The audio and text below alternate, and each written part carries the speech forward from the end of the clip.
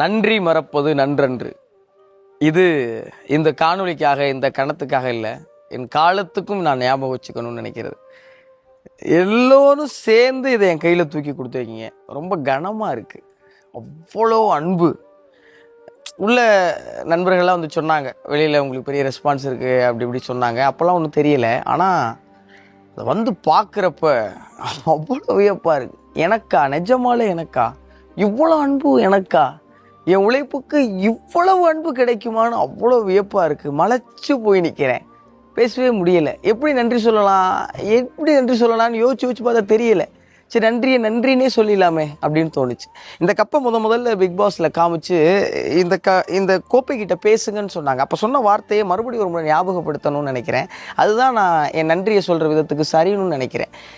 இந்த மக்களின் அன்பும் அங்கீகாரமுமான கோப்பை மிக நிச்சயமாக என்னுடைய நேர்மையாலையும் என்னுடைய உண்மையாலையும் நானாக இருக்கிறதாலையும் காப்பாற்றிக்குவேன். இது என் உழைப்பின் மேலே சத்தியம். நெஞ்சம் நிறைந்த நன்றி உங்கள் எல்லாருக்குமே.